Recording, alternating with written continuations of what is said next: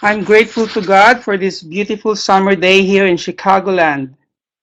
And I would like to greet you good morning or good evening. It is my joy to welcome you, our MAI friends, different countries in Africa, in Asia, in Europe, in North and South America. Welcome to MAI's webinar, Top Trends in Christian Publishing with Mark Carpenter. This is Ramon Rocha greeting you on behalf of MAI. I'd like to ask Sylvia, are we okay with audio? Can you hear us? Can you type in, just let us know if we are doing okay in terms of our audio? Jewel, Sylvia, can you hear us? Well, we'll assume that we're okay. Change is inevitable. Thank you, Jewel. In fact, in the last decade, we've witnessed groundbreaking changes in publishing industry and in ways content is distributed and consumed. Technology and the internet have impacted books, and I believe it will continue to do so. What are the top trends in Christian publishing? How can global publishing teams leverage these trends to help achieve their mission and vision? There were almost, I think you are 57 who signed up for this webinar. This relatively large number just goes to show people are interested in what's happening in the Christian publishing scene. Feel free to interact with our presenter using the chat window on your screen. Today, we are blessed to have Mark Carpenter as our speaker. Mark is chairman and CEO of Editora Mundo Cristão, one of Brazil's largest publishers of Christian books. He was founding president of the Brazilian Association of Christian Publishers. He is currently a member of the MAI board and had served as chair for 2 terms. Mark is one publishing CEO who is keenly following the trends and changes in the publishing industry. Mark, thank you for giving us the privilege to have you as our webinar speaker today. We are all looking forward to learning from you. Please take it away. Okay, Ramon, thank you very much for that introduction, and welcome to all of you who are participating this morning. It used to be that when you talked about trends in publishing, you were talking basically about genres, which sorts of books were doing well. Is it books for family? Is it books for kids? Is it theological books, that kind of thing? I remember up until about 10 years ago, that took the bulk of our discussion when we were talking about trends in publishing. What are you going to be publishing next year? What are you going to be publishing? And when we would meet together with people from different countries, different publishing houses, even within Brazil here, that was always on our minds and leading our discussions in terms of what was coming in the future. But now, of course, and over the last 10 years, everything has changed. And in the publishing industry, we haven't seen such revolutionary change since 500 years ago or so, when Gutenberg invented the movable printing press in Germany.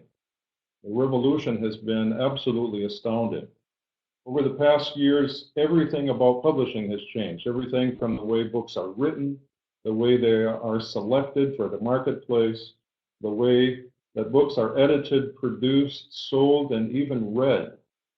And I think there are few industries today that have been so completely revolutionized by technology as book publishing. So today we're going to spend a little time looking at some of these trends, some of the things that we see happening, not only here in Brazil, not only in the United States, but around the world in different settings. Many of these trends are happening in emerging market economies and first world countries, and even in some of the harder places of the world. So some of these trends haven't quite reached you yet. You can be assured that they're on their way. I realize that it's difficult to speak in a setting such as this, which is comprised of many international publishers, and to try to distill all of these trends down into a few basic ones. So if there is something that I mentioned that is not happening in your country yet, that's fine. We realize that we are a group of international publishers.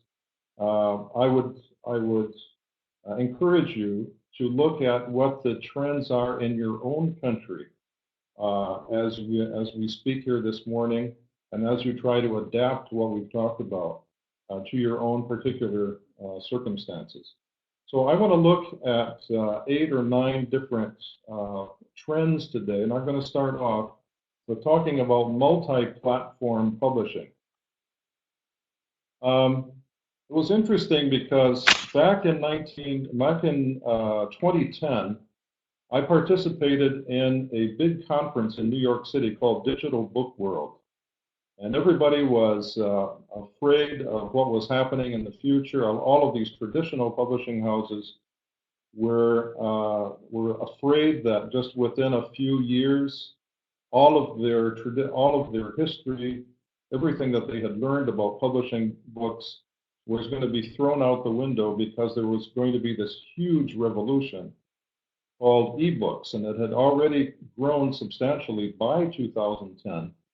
But the popular wisdom back then was that within 5 or 6 years, over 50% of all publishing was going to be ebooks, was going to be digital books. And people were scrambling to know how to invest, what kind of technology to invest, what kinds of people to hire on with different skill sets, and so forth. And every year that conference has met every January in the city of New York. But it was interesting to see how over the years that point of discussion and that fear has kind of dissipated. By 2013, early 2014, ebooks had begun to plateau. So it was evident that they were not going to reach 50% of all publishing within 5 years, as had been predicted back in 2010. And they plateaued at about 22-23% in the United States, which is still the country with the most ebooks of any country in the world. And even in countries such as Germany, Japan, and Great Britain, where ebooks have also made inroads, that percentage is far below the 22 or 3% as it is in the United States. So for most readers, what people have discovered is that print books are still preferable. And there are a number of studies that have come out about why that is. Why, if the technology permits ebooks and the technology makes it easier and easier to absorb and to consume and to read ebooks, why people still prefer print. And it's not only the older generations, but it seems we're going to look at this a little later in the presentation. But even the millennials, even people born back in the 80s, 90s, and early 2000s, they also, even this younger generation, prefers reading books. Print books are still preferable because there are studies that show that it provides for a better and more satisfying reading experience. It's easier for comprehension and for retention. Now, all of this may change as ebook technology advances and evolves, but that's where we are today. When I say multi-platform, that means not only print books, of course, but ebooks also. Ebooks are definitely here to stay. They may grow more in the future. They've made great inroads, and their searchability factors and portability are unmatched. So when you travel, for example, it's easy to take a bunch of books on just a simple device than it is to pack physical books into a backpack. But the technology does need to evolve to create a better overall reading experience. There are a lot of people that say that reading an ebook is like reading a print book under glass. And so it's not quite as natural, it's not quite as comfortable. I believe that the technology is going to change, is going to make for a more comfortable reading experience. So this may affect the trends in the future. But for now, publishers are finding that they have to publish for different platforms all at once. So people who are publishers who are publishing print books also produce ebook versions of those same print books. And now what we have begun to see is the growth of audio. Audio books have been around for a long time, for decades, first with cassette tapes and then with CDs. And they have always been, up until recently, always have been tied down to physical media, like these tapes or like these CDs. So you have to be somewhere where there's a CD player, where there's a tape player in your car, for example, in order to be able to take advantage of it. But the evolution of audio and audio apps to the smartphone has caught the attention of millions of new readers who are beginning to experience audio for the first time for use not only in the car, but now at home and in other settings as well. The portability of audio is just as portable as the smartphone. So they're ubiquitous, they're all over, and people are beginning to discover the joys of reading through audio much more than even before. I was at a conference earlier this year, this same conference in New York, where one of the big sessions, the plenary sessions, was on audiobooks, and it's amazing how this platform continues to grow. It's growing faster than any other platform in book publishing today. Audiobook sales have surged almost 50% in the last 6 or 7 years in the United States alone. It does require quite significant investment in recording, of course, but once that initial recording is done, then it's easy to consume, easy to carry around, and people are discovering more and more that they like it. In the future, even more so than now, then publishers need to make sure that their content is available on multiple platforms. So if you're doing only print, you need to do ebooks as well, and audio is something that you will find a growing demand for in the future. Secondly, and I'll look at the chat box there if you have any questions as we go along. If I see that some of these questions I can answer right now, then that's fine. If not, I'll hold on to them until the end of the session when we have a more formal Q&A time to talk together. Another trend that we see happening, and this has grown significantly over the last 7 to 10 years, is self-publishing. There used to be quite a bottleneck with writers wanting to get their books published and not being able to find a publisher, receiving rejection after rejection from different established publishing houses. And so we've seen that there are many more books available and being produced than there are spaces in publishers' catalogs to formally and traditionally publish these manuscripts. So what we have found is that finding a publisher is no longer a prerequisite to publishing your book. So if an author wants to write a book, can't find a publishing house, then today there are things that he or she can do to publish that book on his own, on her own. Today there are publishing platforms that enable you to write, research, design, publish, market, and sell your book on your own as an individual author. And this can be done through ebooks and also through print books. So many authors that are resorting to this. Not only single authors living at home and producing books for their families or a small group of acquaintances, but also even large churches, say the senior pastor, for example, of a large church, will decide to self-publish instead of go through a traditional publishing a traditional publishing house.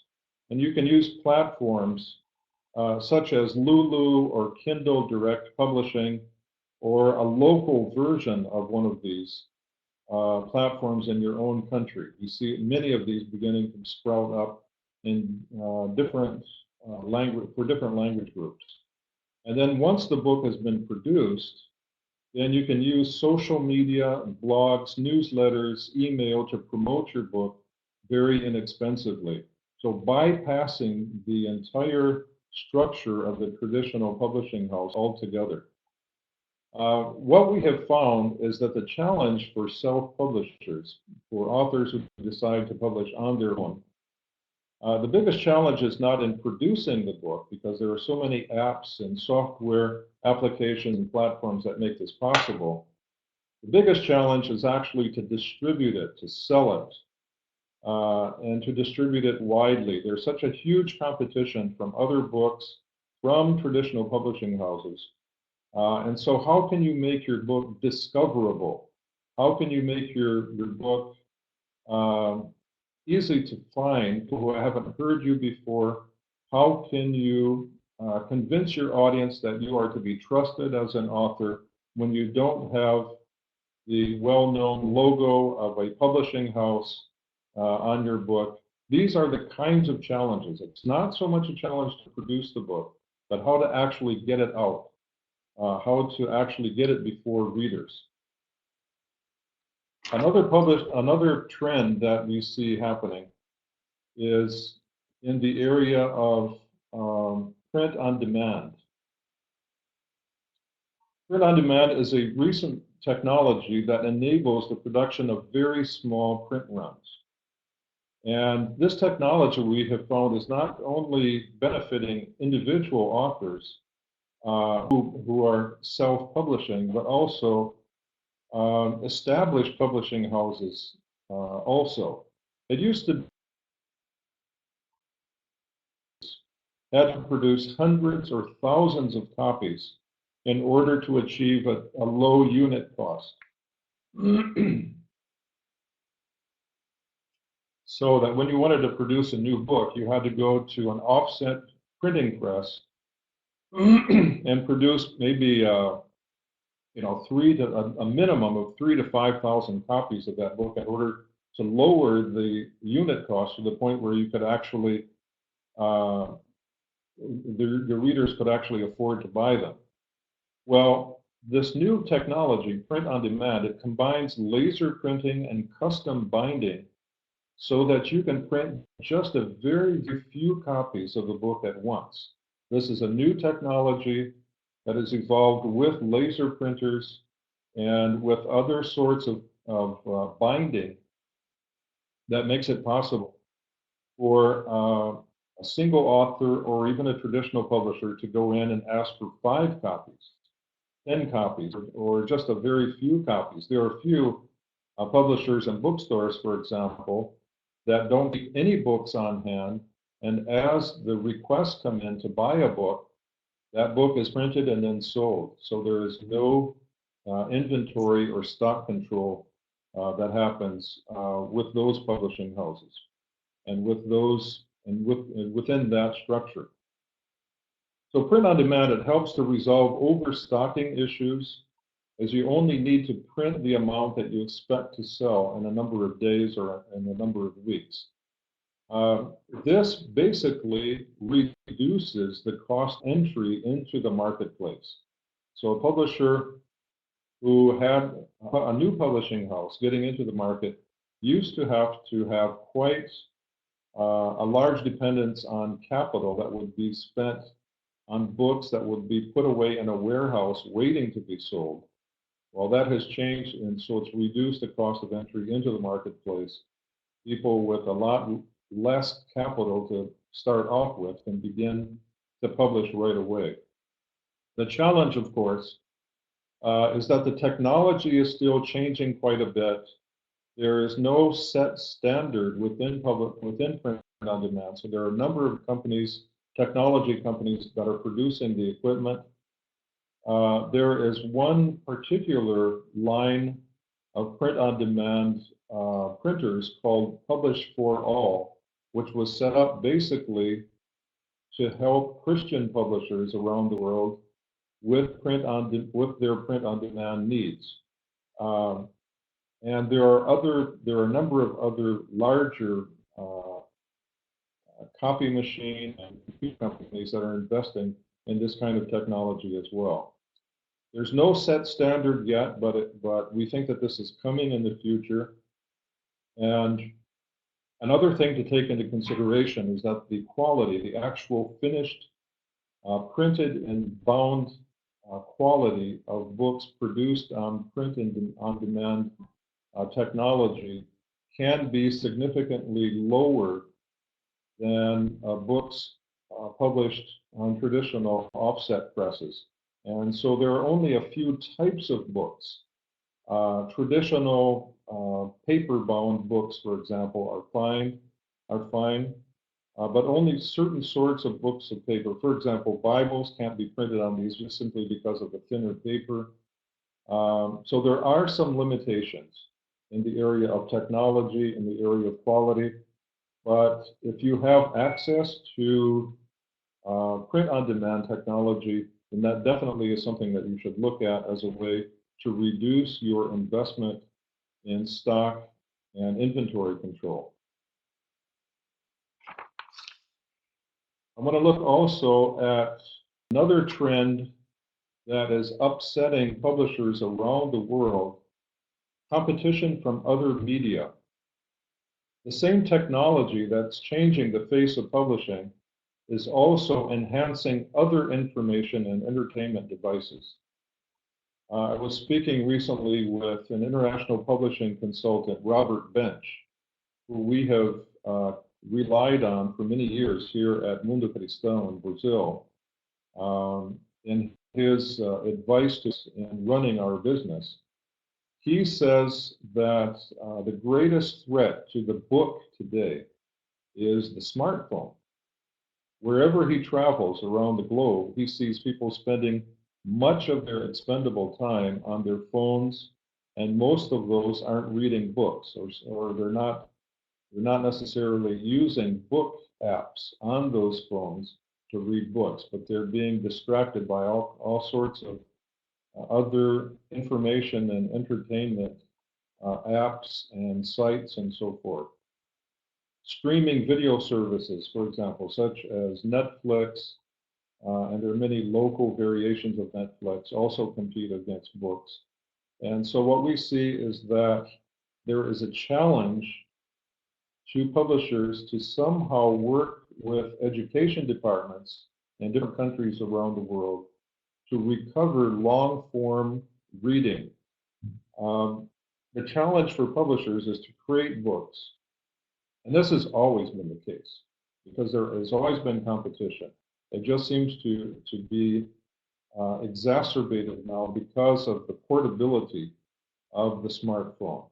But the challenge for publishers is to create books that are so relevant, so compelling, and so well marketed that they are difficult to ignore.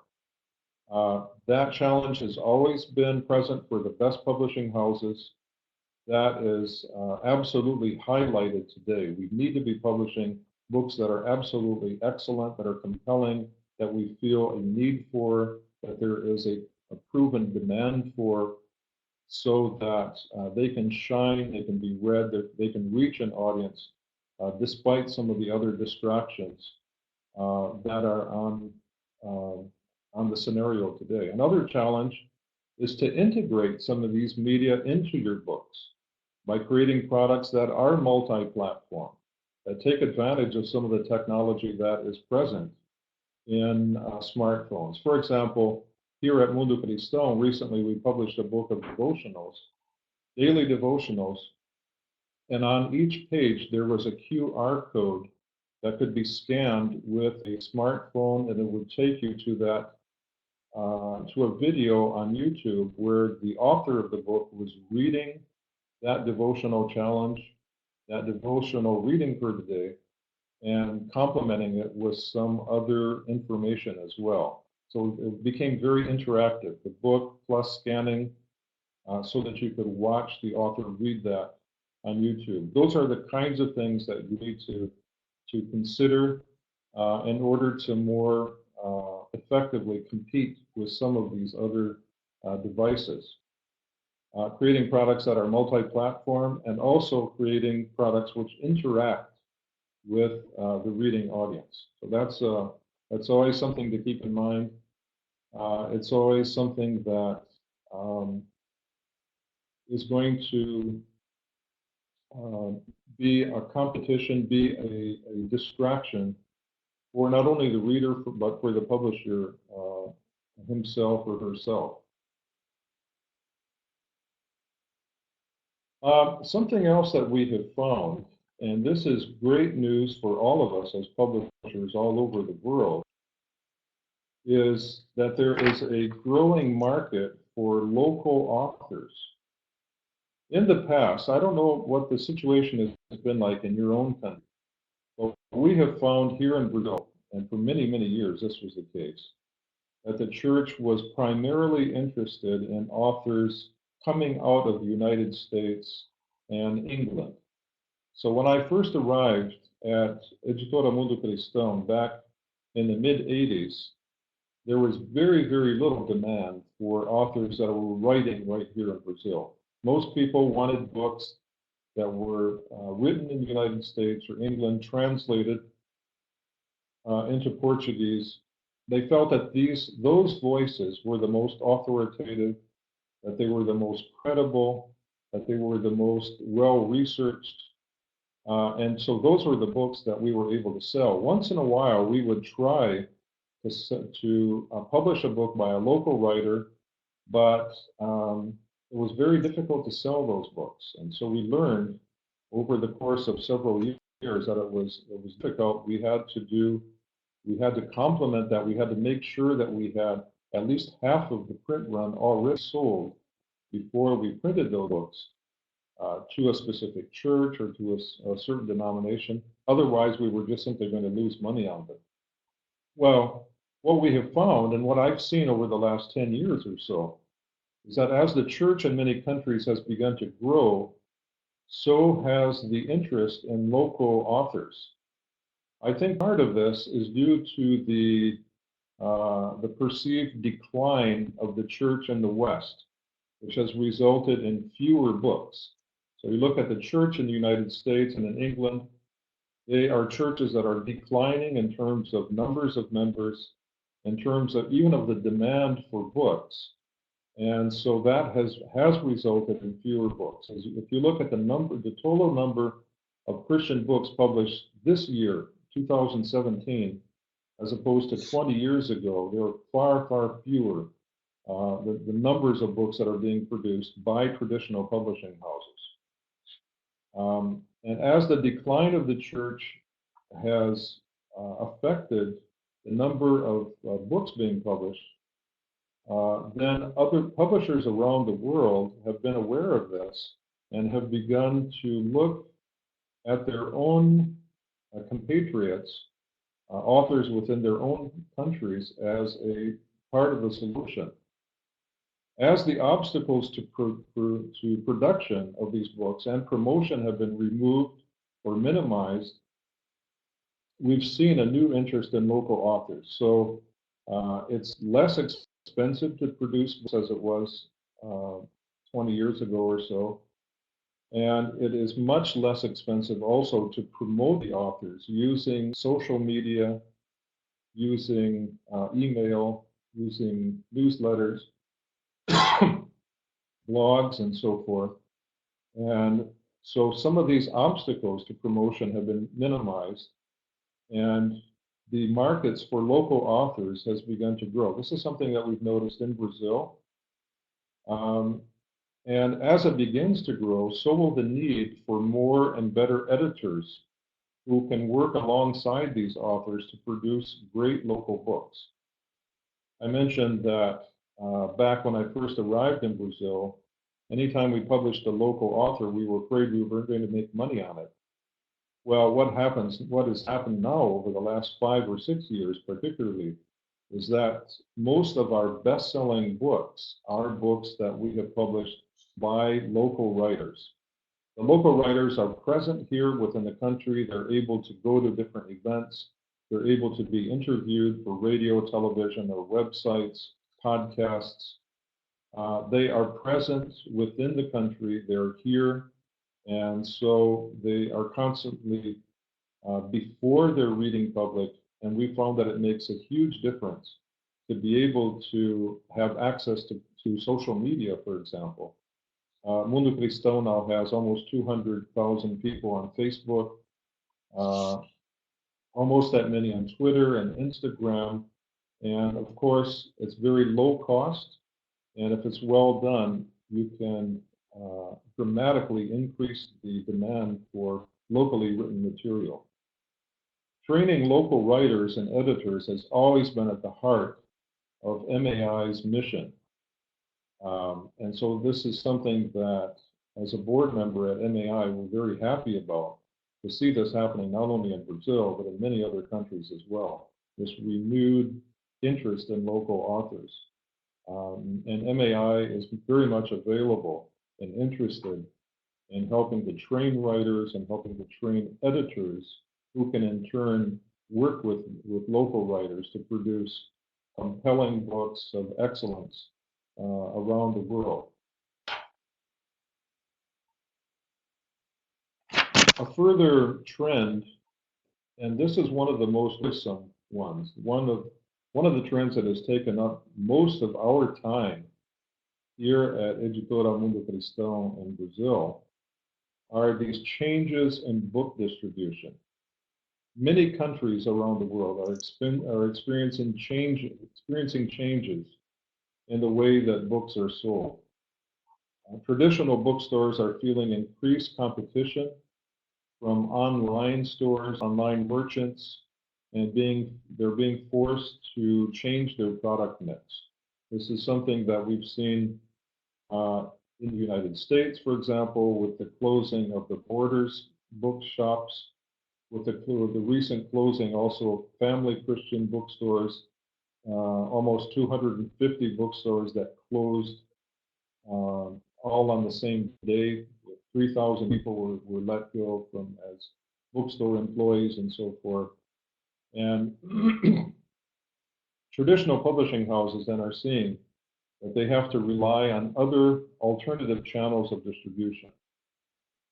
In Brazil, for example, the extended economic crisis that we have been going through here over the last 4 years has forced many Christian bookstores to close down. And readers are having to turn to either secular bookstore chains or to online stores, and we have several large ones here in Brazil. What we sensed happened is that within Brazil, so many of the traditional Christian bookstores were not well run from an economic and management standpoint. And when the recession came, this made them all that much more vulnerable, and only the fittest were able to survive in this kind of an environment.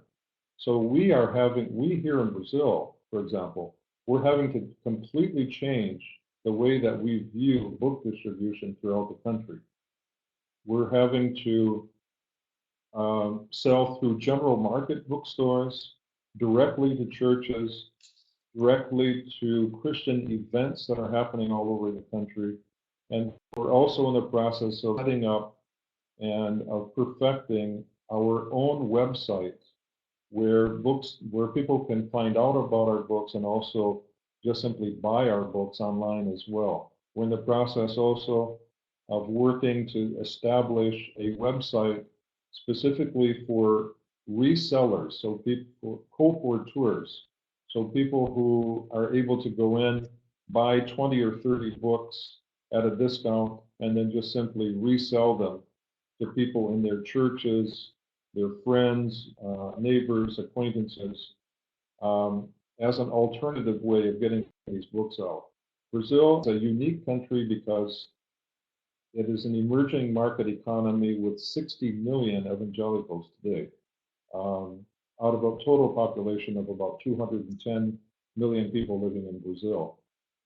So the demand is here, but the channels of distribution, how to get these books to the people, is something that has changed rapidly, and it's something that is creating a lot of stress for many publishing houses here in Brazil. I'm sure it's not all that different from where you are also.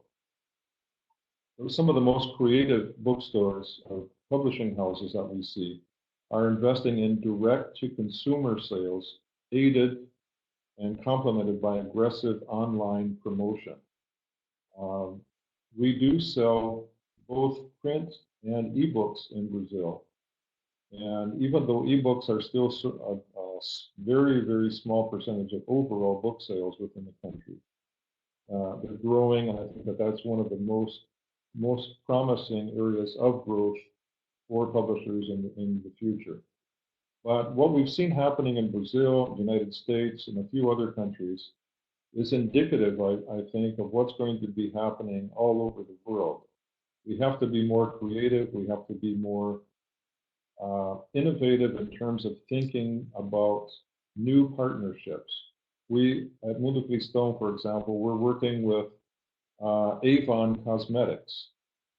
They have a catalog that features all of their proprietary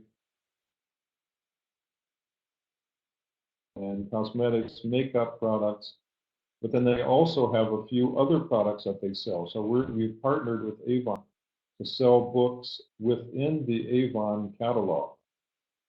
We just recently signed an agreement with a national flower shop that delivers flowers to people in the different capital cities of Brazil. And when you go online to order flowers, you can also order a package that includes other things like a card, like a greeting card or a book. And so some of our books are being included in those packages to people who are buying flowers. We're in the process also now of expanding our distribution to the Roman Catholic bookstores that have been traditionally have not been all that welcoming to evangelical books. But we have found that that is beginning to change. And so we are working hard to develop those relationships as well. This is a challenge for any publisher in the world today. I was speaking recently with publishers in the United States just last month, and I know that they are facing some of the same changes. And if in the world's largest book market that's happening, I can imagine what the situation is in some of the hardest places in the world. So this trend, I think, is one of the most significant changes, fundamental changes in the way that books are being distributed.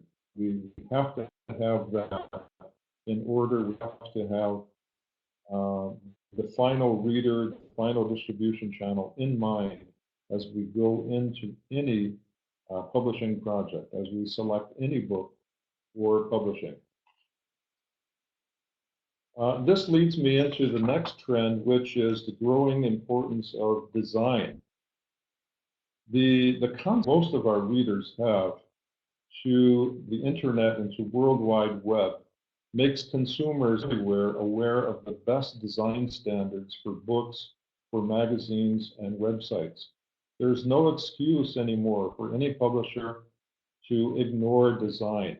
A well-designed book cover often signals to the consumer that the product quality also extends to the writing itself. So when you have a nicely designed book, the chances of the internal aspects, the text itself, having been also well cared for, are higher. And conversely, poor book design signals poor overall quality.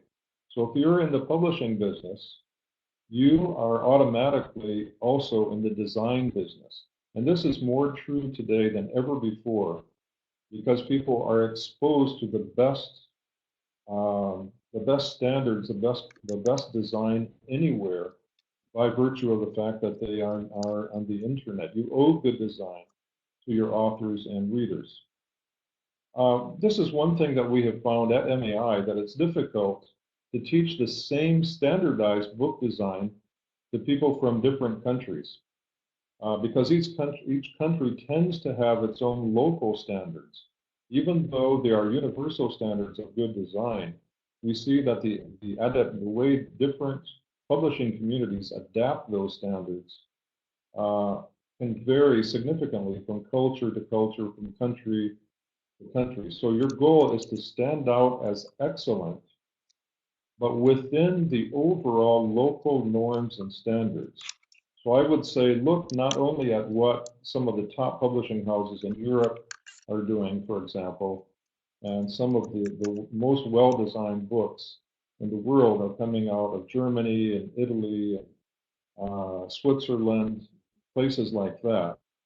Look not only at those, but at what the very best publishers within your own countries are doing.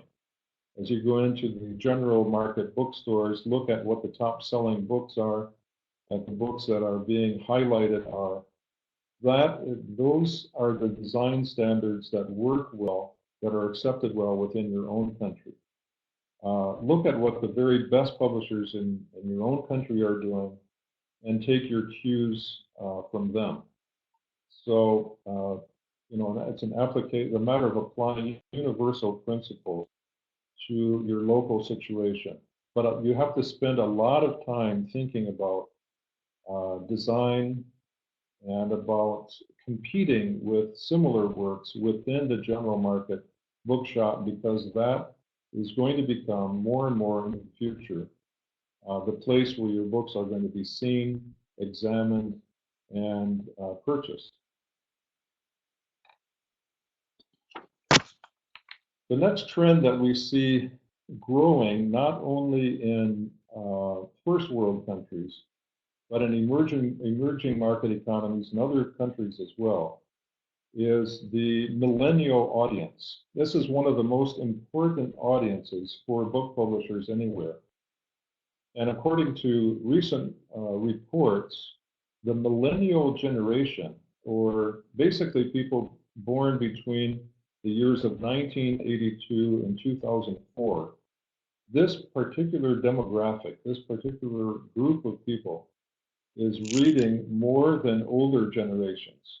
They're avid readers. They want to discover new things about the culture, about virtually any area that they're interested in, and looking for information in books more than ever before. And it's interesting because even though they're young, they're technologically savvy, they're tied into social media, many of them, they seem to prefer print books. And we've found that as they connect with people of a similar demographic in countries around the world, through music, through film, through some websites, some of their values have become universal. So some people would say that millennials around the world have more in common with each other than they do with people of younger or older generations within their own countries. So it's interesting to see that some of their tastes in design and authors is becoming ubiquitous across the globe.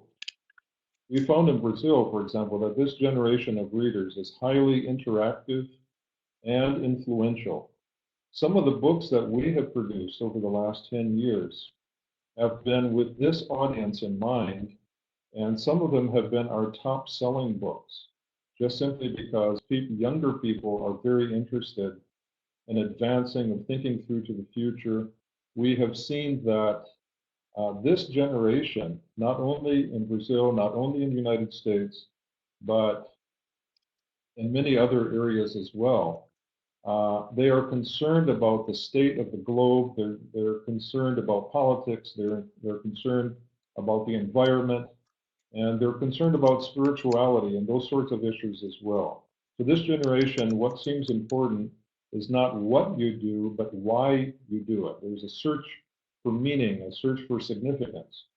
And so that kind of search is the search that leads people to books, to authors who have something to say.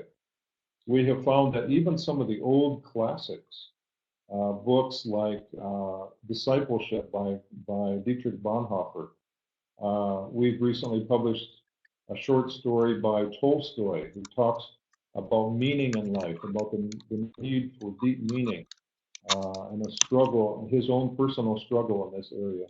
Those old classics are being snapped up and read and consumed by this new generation of millennial readers. That's basically what I have for you today in terms of the trends that we have identified as being some of the most significant in book publishing today. If you have seen other trends in your own country, in your own regions, I would be very, very interested in hearing about those as well. Books, I have found, are still a very powerful way of communicating truth. And Christian publishers still play a critically important role in the life, health, and future of the church. Yesterday, we had a staff meeting here at Muti-platform. And amidst all of the corruption that's happening in Brazil, amidst all of the disillusionment of the population of Brazil against government, against all branches of government, legislative, executive, and judicial, despite all of this, we have a clear sense that we are working toward contributing light to all of this darkness that surrounds us. Books are still a powerful way of communicating truth, and the work of Christian publishers contributes to the positive elements of life as individuals and as a society as well. It's something that motivates our staff here is to know that we are working toward providing light amidst darkness. And this is a trend that is not going to change anytime soon for anybody who is actively working to publish and distribute Christian books within their local markets and around the world. So thank you very much. Well, thank you so much, Mark. Yes, thank you so much, Mark. Those are really very helpful trends for the publishers to watch out for. I have a question, okay. And I would like to invite Sylvia and Jubal to type in their questions as well. In your publishing house, Mundo Cristal, have you seen increases? Have you looked at how the millennials are buying books, and have you intentionally produced books for them? And are they responding well to these kinds of books? Yes, they're responding very well. One of the things that we have done is intentionally look for authors amongst millennials. So recently we published a book called The Symphonic Church, which was by a young millennial. I think he's 29 years old. He invited 2 or 3 other authors to join him in publishing a book about the need for unity within the church. And of course, they were specifically looking at the church in Brazil. But they're talking about unity, even though politics divides us, even though our denominations sometimes divides us, sometimes our tastes in the way we do worship at church divides us. Where can we find points of unity? So I found it significant that a millennial author was writing about this. And then, of course, that book itself was and to the millennial audience. But there are other books as well. So other books that we have published by Brazilian writers. For example, there was a writer in Rio de Janeiro who is the head of a non-governmental organization who's working on behalf of peace because of the high level of violence in Rio de Janeiro. He has linked that work in social action to his position as a Christian. And that is something that has energized the millennial audience. So the books that have been written by this guy, and we published two of his books so far, even though he's not in the millennial audience, he's probably in his mid-50s or so. The millennial audience has consumed and is very, very interested by, because they touch on matters of meaning and significance in life. This is something that it's an audience that is interested in what we are doing. We published, for example, a new edition of the Bible just about 6 months ago. It was a new translation that we worked on for 6 years. And we intentionally made sure that the language used in this Bible was going to appeal to a younger audience. And they have been absolutely thrilled by this. And so we have felt that this particular segment of the demographic is absolutely changing our strategy for the books that we select for publishing. And we feel that this is happening not only in Brazil, but in other countries as well. Indeed, yes. Yes, I think in different countries we have to be sensitive and we have to be aware of what the millennials are looking for indeed. So I hope our participants in Indonesia and Bangladesh, you are also keeping your eyes open to this important segment of the market. Sylvia or Jewel, do you have any question to Mark?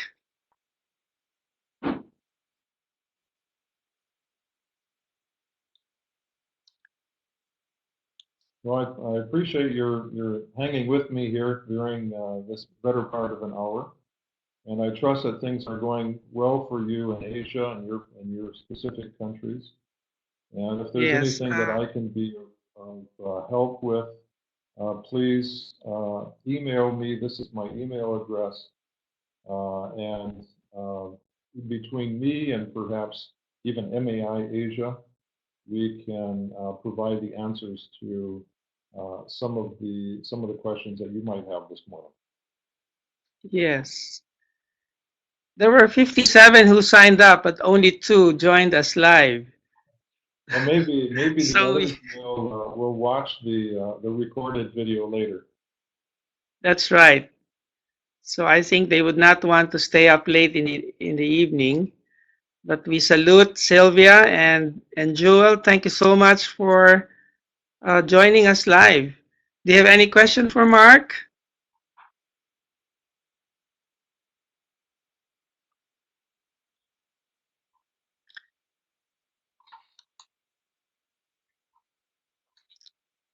If you don't have any question, we would like to thank Sylvia is typing.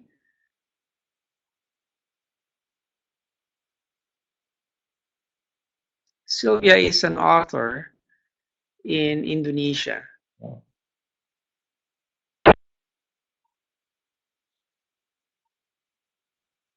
Yeah, we do have time for questions. How to make an audiobook? That's a very good question, Sylvia. Well, of course, what you need initially is to have a good recording of the book itself. So generally what people will do is take the entire book. In the past, because of the limitations of cassette tapes and CDs, just the actual memory space on some of these, they would do summarized editions of books. But more and more what we've found today is that what's most common is the entire book. So you need to have a good recording. Sometimes it's the author himself or herself that does the recording, but more common is somebody who is a professional who is acquainted with the techniques and even the dramatization sometimes required as a reader to produce this recording. So once the recording is done, then you need to find a way to make it available. One of the most popular platforms in the United States, for example, is called Audible. This is a platform that has an app for a smartphone where you can simply purchase the book to listen to at your own convenience. We have found that in different countries, a number of apps and software platforms are being introduced. In Brazil, for example, we have 3 or 4 that we can use now. So you need to take a look even at your own context to see if the international audiobook apps they allow for different language recordings, or if there is a local version of those apps within. What some people end up doing is when they download a book, an ebook, for example, Apple iBooks and also Kindle has a uh, has an option to have the book read instead of just simply read. These are normally just a mechanical, an automatic reading. It's it sort of sounds a bit robotic. A lot of people don't prefer that, but sometimes when there's no other option, that works as well. But you need to start off then with a good recording, and then find an app or a platform or a software package where you're able to distribute that to your readers. Yes, it is a challenge to find a good and affordable recording outfit, especially in developing countries. But this is a trend, and we may have to find and also to research if the market is prepared and ready for such. Especially, most countries are oral, and they should be able to welcome this development, a book in audio form. Yes. Any other questions, Joel, on the other trends that Mark presented? How is it? How is self-publishing doing in your countries? Is it well accepted? Okay. Jewel said no. People are not self-publishing. Authors are not self-publishing. Is that what you're saying, Jewel? What about Sylvia? How is it in Indonesia? People still, the writers still go to traditional publishers and not self-publish themselves. In Africa, there's so much self-publishing. Maybe not in Asia. Brazil, are there many successful self-publishers, Mark? Depends on your definition of success.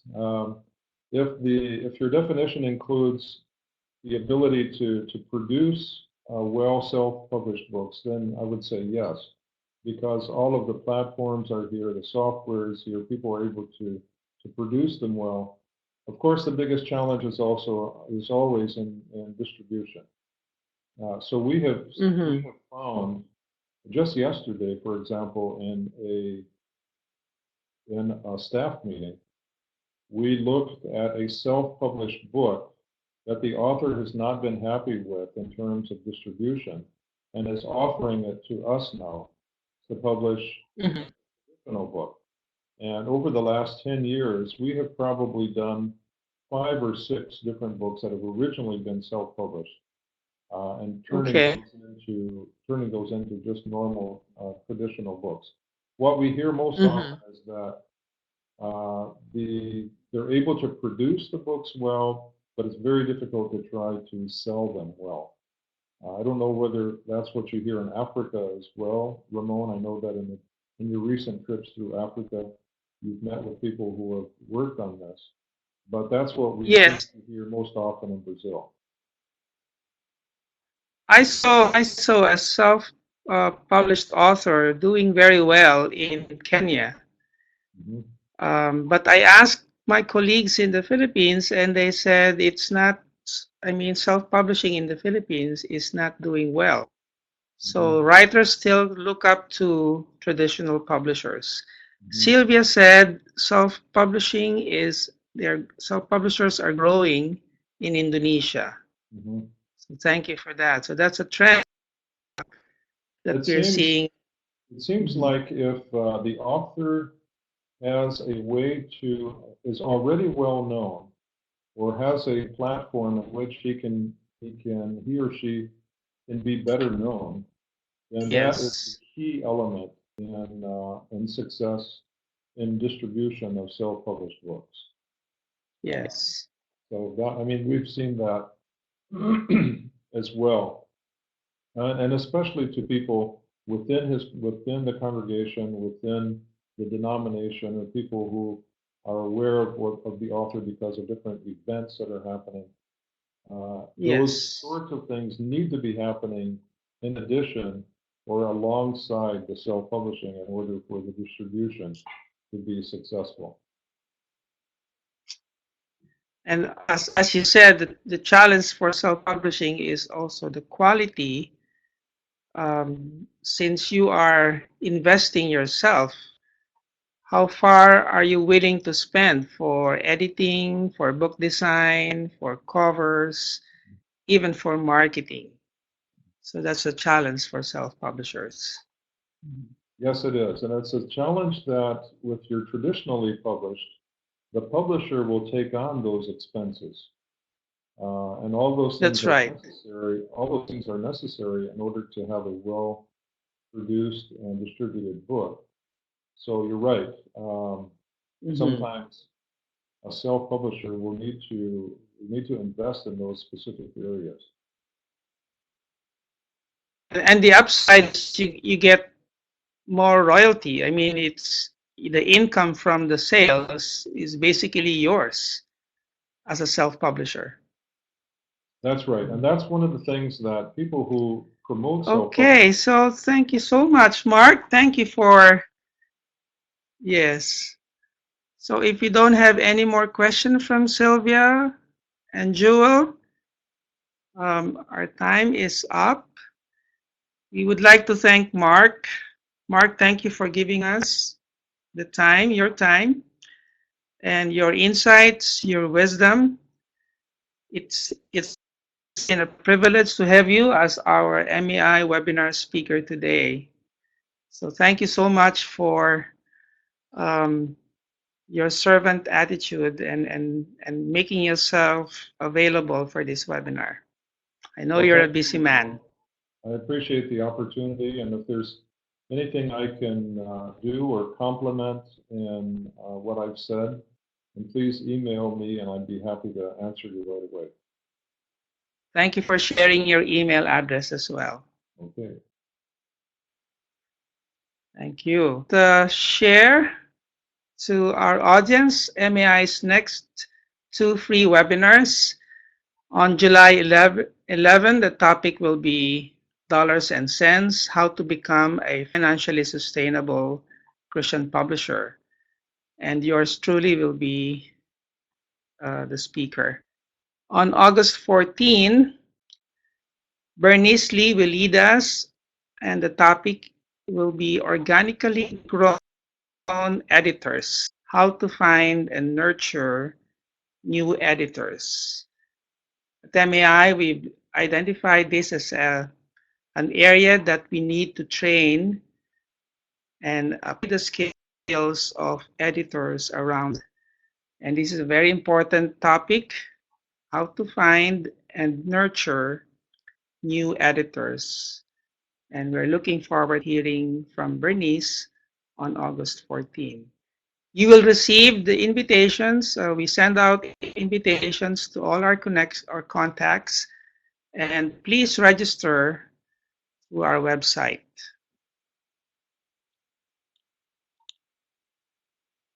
This is an exciting event that we are inviting everyone to come, and please plan to come to Lit World 2018.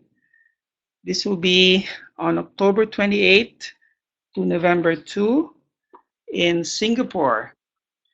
Mark your calendars, and we hope to see many editors, publishers, writers from around the world join us at Lit World 2018. If you have been there, you know what I'm talking about.